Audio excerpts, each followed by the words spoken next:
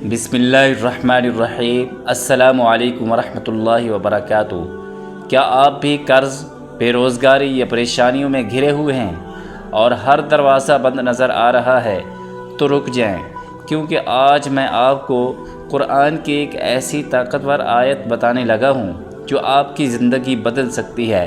वो आयत किस पारे में है, किस सूरत में है और उसका तरीक़ाकार क्या है, कैसे आपने वजीफ़ा करना है, बात को पूरा सुनेंगे तो आपको यकीन करें बहुत फ़ायदा होगा। लेकिन आखिर तक बात को सुनें।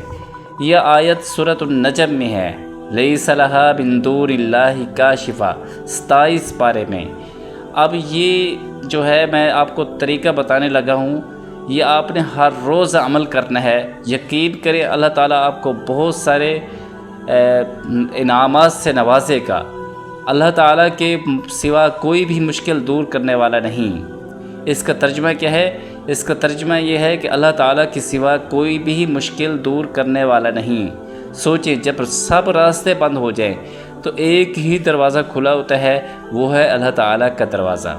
इस आयत का एक सादा मगर मुअस्सर वजीफ़ा करें। अब इसमें 4 काम करने हैं आपने। गौर से सुनना, बात को आखिर तक सुनना। आपने इसमें 4 काम करने हैं। बावुज़ू होकर बैठ जाएं। सबसे पहले बावुज़ू होकर बैठ जाएं।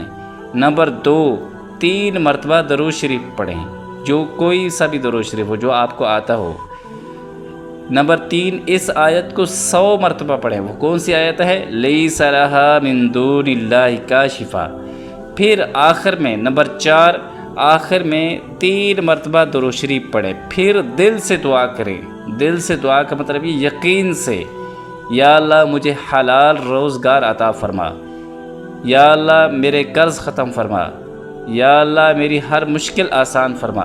ये कोई जादू नहीं है, बल्कि अल्लाह ताला से सच्ची दुआ है। जब आप यकीन और मुसलसल अमल के साथ पढ़ेंगे तो इंशाअल्लाह रोज़गार के रास्ते खुल सकते हैं, कर्ज़ से निकलने के असबाब बन सकते हैं, दिल को सुकून मिलता है।